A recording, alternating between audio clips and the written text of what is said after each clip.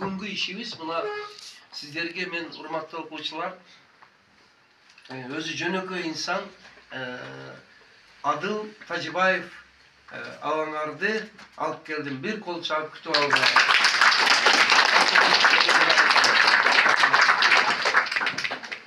Экинчи бири ошо Кулундуда бир мектеп ачылды деп атат го. Ошо Кулундуда Нова деген мектеп. Кочкорогай, андай мектеп Кыргызстанда жок. Жок. Ушунчалык жөн эле Кремлдей, пирамидадай куруптур. Бир инсан, Замир деген инсан, анакей. Ана ошонун иниси, ошо стройканы 3 этаждуу жаныга медресе, мечит менен бирге курган. Айнекстан. Ана ошону курган адам, анакей Тайыр деген абаңарды дагы бирге бул жакка алып келди.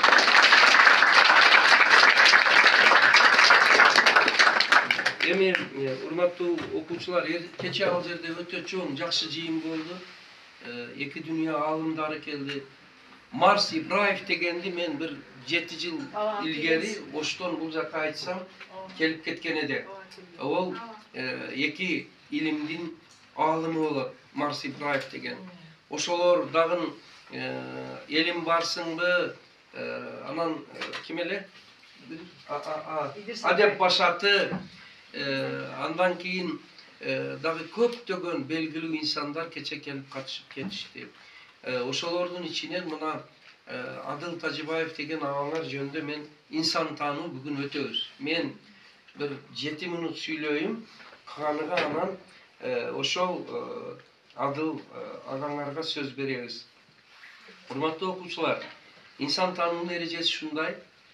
Бир 5-6 минут ошонун автору катары алгач өтүп, мына 15-20 жылдан бери өтүп жүрөм. Бир аз алып чакырып келген адам жөнүндө мен маалымат берем. Калганыга анан кийин өзүгө сөз берем. Силерге өзү эң сонун нерселерди айтып берет.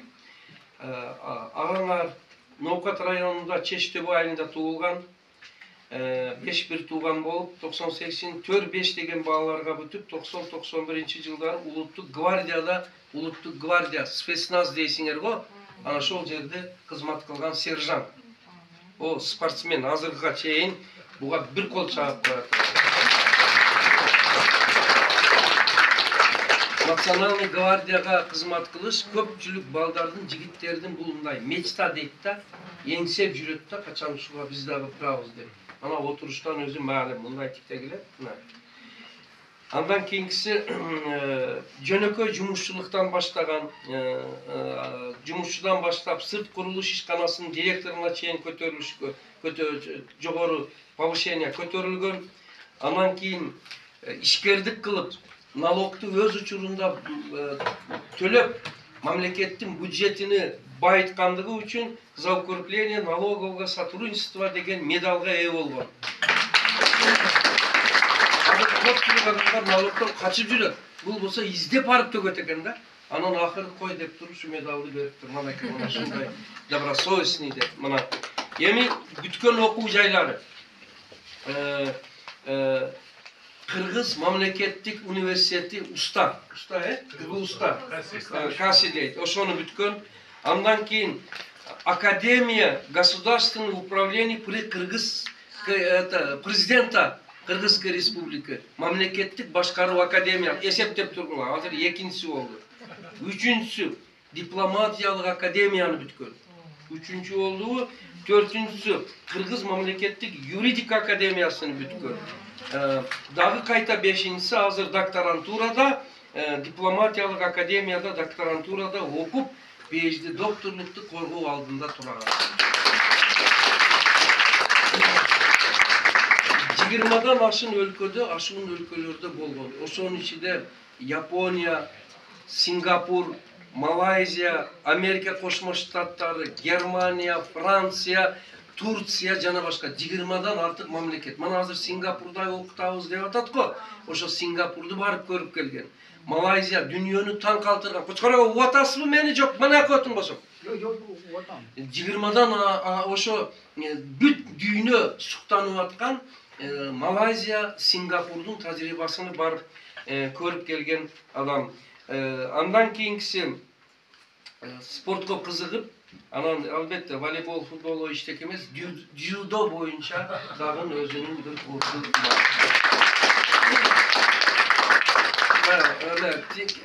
Kana bayıl kayaksan darsın bay var da kana eme Jomart bilen kim? Jirgal. Oturgular.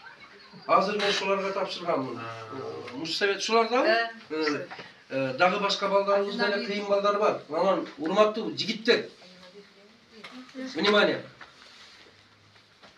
Ya dep tuvaletke tebe vermesden, köçede huliganlık kılbastan jigitlik sapattı bunu.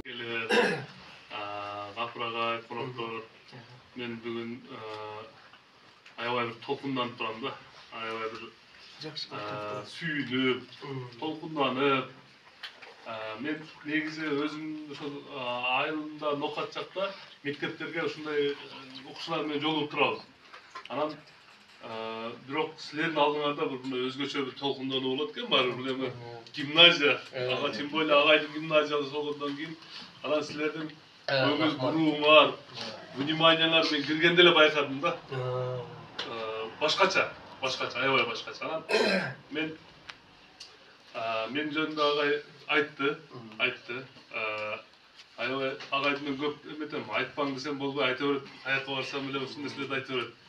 Анан айтам ол. Агай бүгүн силерге сырттагы окуу жайлар жөнүндө кичине сөз козгоп берди агай. Мен баягы сыртка чыкканда сөзсүз окуу жайларды ошол кайсы мамлекетке барсам, ошонун окуу жайын көргөн аракетим кылам. Ошол жерде окуу жай кандай, эмне өзгөчөлүгү бар бизден. Негизинде биздин окуучулар ушага келип окуса, мектепти окуса болобу, болбойбу депчи. Анан негизи агай инсан таануу кандай форматта өтөт? Ana şu formatta, şu özünüz свободный формада. Özünüzdün oyunuңузду айтасыз, бираздан кийин булар суроо берет. Суроо берет. Анда сон деген. Анан жакшы суроо берип, жакшы катышып аткан окуучуларга белек кылып койлар. Обязательно. Мына карагыла, белектен белек чыгып атат. Только татыктуу болуш керек да. Мен эмеде болдум. Нью-Йоркто Колумбийский университет бар.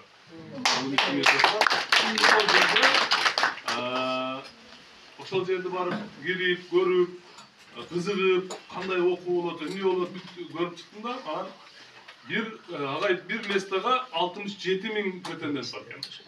Бир местага барсам 67.000 окуучу бар экен. Ошонун бирөөсү өтөт экен да. Анан берген мындай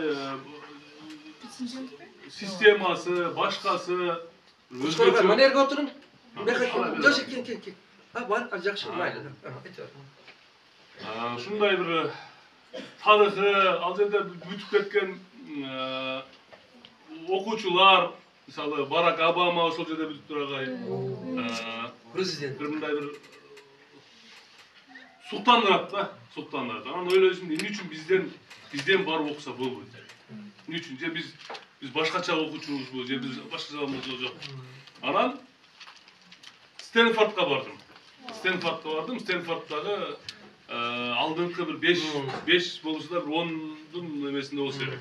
Бул деле ошол бул тайыр Замироваларга окшогон эле убагында тарыхында ушундай частный эле бирөө келип баласынын урматына деп салган мектеп экен, частный мектеп. Бунун өзгөчөлүгү мага жаккан жери кандай болду?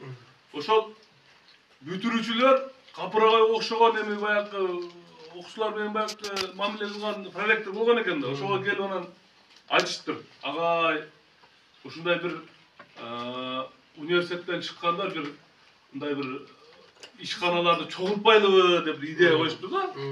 Анан ушундай мектептин жанында эле силер баарыңар билгендей эле Силиконовая долина деген бар. Apple ишканасы, Google, Meta, Facebook, бүт ушулар ошол жерде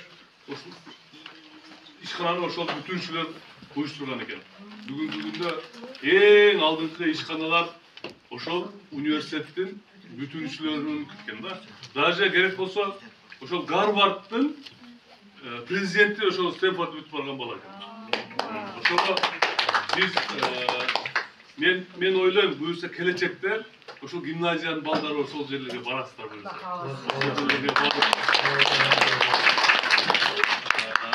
Нова, бул ушул Лейлеке бир силиконовый долинаны силе саласыңар деп ойлойм. Буюрса ошол нерсе ишке ашат. Дагы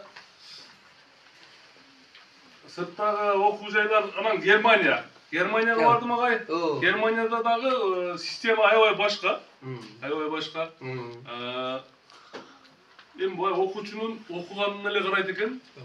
Кандай окуучу окуса ошо окуганына карап туруп эле ошол ойлот экен да. Анан